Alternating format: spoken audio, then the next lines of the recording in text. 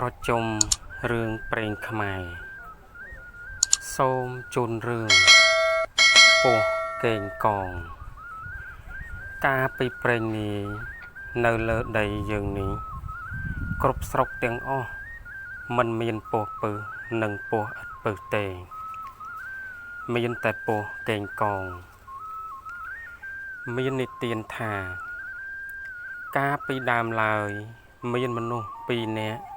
ប្តីប្រពន្ធឈ្មោះនាងនីមានកូនស្រីមួយឈ្មោះនាងអេនប្តីនោះទៅជួញអង្កាំបាត់យូរអង្វែងថ្ងៃមួយអស់បងប្អូនផ្ទះជិតខាងគេបបួលគ្នាទៅរកអស់ឯនាងនីលើគេបបួលគ្នាក៏ទៅជាមួយនឹងគេដែរយកនាងអេតជាកូនទៅជាមួយផងលីដឹងចូលទៅក្នុងព្រៃបានឃើញអស់មួយធំនាងនីយកដឹងពុះអស់លុះពុះយូរបន្តិចទៅដឹងក៏រង្គោះធ្លាក់ទៅក្នុងរន្ធពស់នាងនីមើលឃើញដឹងនឹងពស់កេងកងក៏និយាយនឹងពស់នោះឲ្យហុចដឹងឲ្យឯពស់កេងកងឆ្លើយឡើងថាបាននាងឯងដោយអញធ្វើជាប្រពន្ធអញទើបអញឲ្យដឹងបាននាងឯងមិនដោយអញមិនធ្វើជាប្រពន្ធអញនោះអញមិនឲ្យដឹងទេនាងនីលើពស់កេងកងថាដូច្នេះហើយ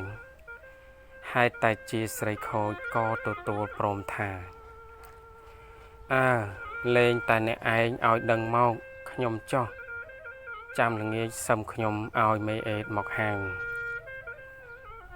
ពស់កេងកងលើនាងនីថាដូច្នោះក៏ឲ្យដឹងមកនាងនីផ្ដាំថាដល់ល្ងាចសឹមឲ្យមេអេតមកហាងហើយនាងនីក៏ទូលអស់ទៅផ្ទះជាមួយនាងអេតលុះដល់ប្រណប់នាងនីក៏ប្រើនាងអេតជាកូនទៅហៅពស់កេងកងនាងអេតទៅដល់មាត់រន្ធពស់ឆ្លើយថាពស់កេងកងពស់កេងកងនាងនីឲ្យហាងឯពស់កេងកងឮហើយចេញមកនាងអេតឃើញពស់ក៏ភ័យព្រឺស្ញើបអស់ទាំងខ្លួនប៉ុន្តែខ្លាចម្ដាយព្រោះម្ដាយប្រើមកក៏បង្ខំសង្កត់ចិត្តនាំពស់ទៅផ្ទះពស់នោះធំណាស់លូនទៅលើស្មៅបាក់រៀបអស់ដល់ផ្ទះហើយក៏ឡើងទៅដេកជាមួយនឹងនាងនីនិយាយនឹងពស់កេងកងថាខ្ញុំមានប្តីឥឡូវនេះកតទៅជួញអង្កាំ2-3ឆ្នាំមកម្ដងពស់កេងកងសួរថាប្តីនឹងឯងនៅប៉ុន្មានថ្ងៃប៉ុន្មានខែទៀតនឹងមកដល់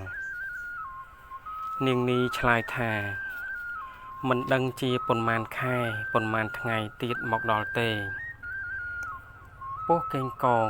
លានាងនីទៅរងវិញនាងនីផ្ដាំថាបើប្តីខ្ញុំមកខ្ញុំមិនឲ្យមេអេតទៅហៅទេ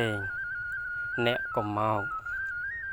បើប្តីខ្ញុំមិនតន់មកនោះខ្ញុំប្រើមេអេតឲ្យទៅហៅអ្នកសឹមអ្នកមកពស់កេងកងក៏ទៅរងវិញទៅរាល់តែល្ងាចនាងនីប្រើមេអេតឲ្យទៅហៅពស់កេងកង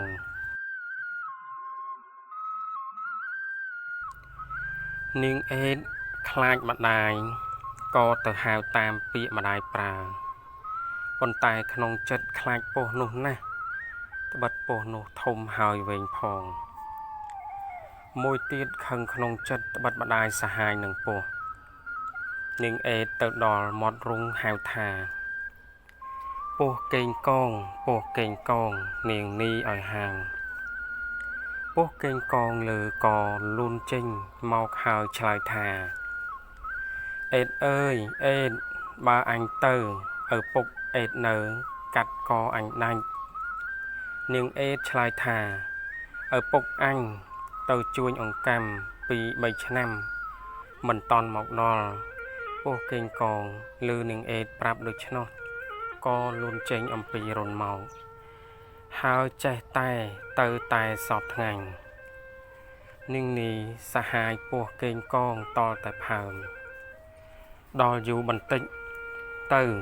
ប្តីនាងនីមកពីជួយអង្កាំវិញ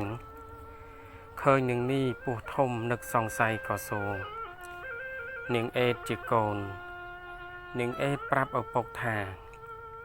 ម៉ែកតសហាយជាមួយនឹងពោះកេងកងតែវេលាប្រលប់កាលណា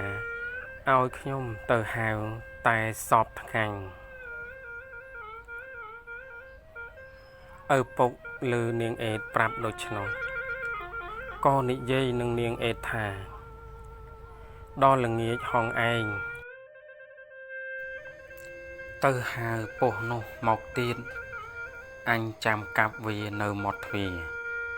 ហើយហងឯងកុំឲ្យម្ដាយហងឯងដឹង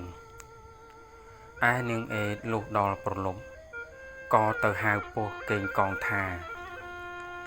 ពោះកេងកងពោះកេងកងនាងនីឲ្យហាងពោះកេងកងឮហើយឆ្លើយថាអេតអើយអេតបើអញទៅឪពុកឯងនៅកាត់កអញដាច់នាងអេតឆ្លើយថាឪពុកអញទៅជួញអង្កាំពី3ឆ្នាំមិនតន់មកដល់ពោះកេងកងឮនាងអេតប្រាប់ដូច្នោះស្មានថាឪពុកមិនតន់មកពីជួញអង្កាំមែនក៏ទៅដូចសពថ្ងៃឯឪពុកនាងអេតកាន់ដាវពូននៅមាត់ទ្វារចាំកាប់ពោះកេងកងលូនចូលក្នុងទ្វារបន្តិចឪពុកនាងអេតកាត់ដាច់ហើយកាត់មួយកំណាត់ខាងកន្ទុយយកទៅដាក់លើស្កាមួយកំណាត់ខាងក្បាលយកទៅដាក់លើមេឃពុត្រាឯកណ្ដាលខ្លួនឲ្យនាងអេតយកទៅពន្លះពងឡត់ស្បែកចោលហើយផ្ដាំនាងអេតថាកុំឲ្យម្ដាយហងឯងដឹង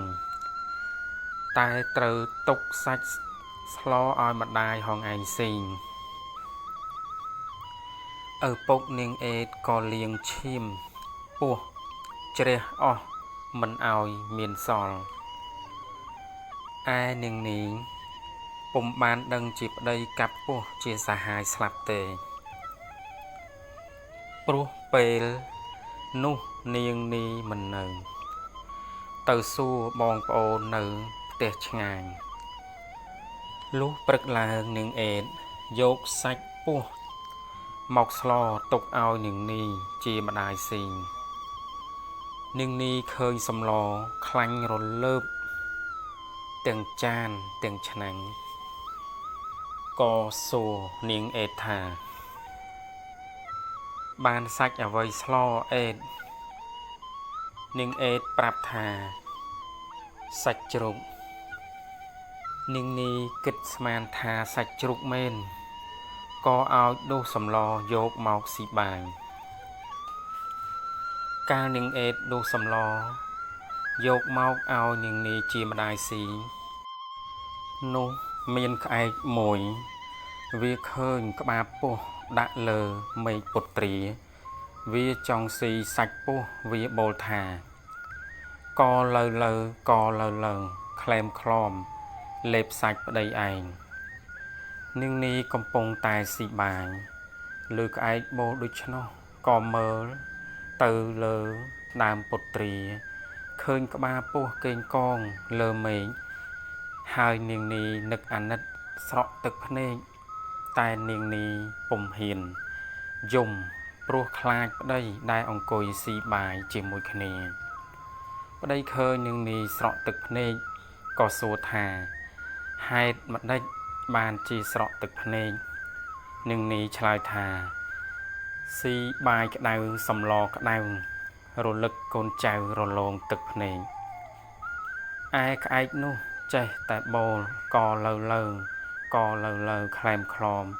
លេបសាច់ប្តីឯងក្បាលដាក់លើមេឃពុត្រាកន្ទុយដាក់លើស្កា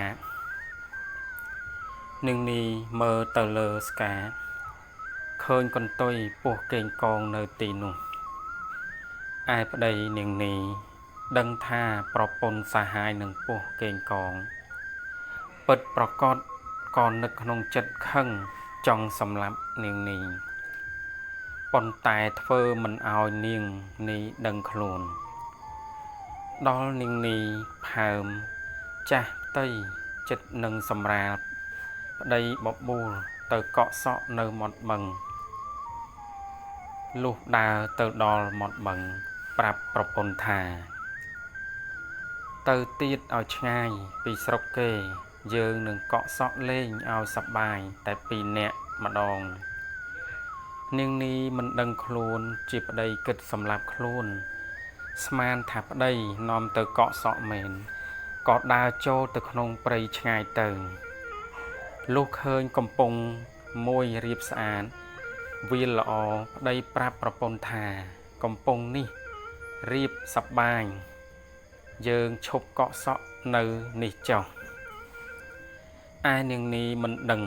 ថាប្តីគិតសម្លាប់ខ្លួនក៏អង្គុយកក់សក់នៅមាត់ច្រាំងប្តីនោះក៏ហូតដាវកាប់នាងពីក្រោយខ្នងមិនឲ្យដឹងខ្លួនដាច់ពាក់កណ្ដាលខ្លួនស្លាប់ទៅពេលនោះឃើញសុទ្ធតែកូនពស់លូនចេញអំពីពស់នាងនីមកប្តីនាងនីក៏កាប់កូនពស់នឹងដាវខ្លះកាប់មិនតន់ក៏លូនចូលទៅក្នុងក្រហែងដីខ្លះមុជក្នុងទឹកខ្លះចូលក្នុងព្រៃព្រោះហេតុនេះបានជាមានពស់ច្រើនបែបច្រើនយ៉ាងមកដល់ឥឡូវនេះរឿងពស់កេងកងជាប់ដោយបរិបូរណ៍ឃ្លាតឆ្ងាយណាយចិត្ត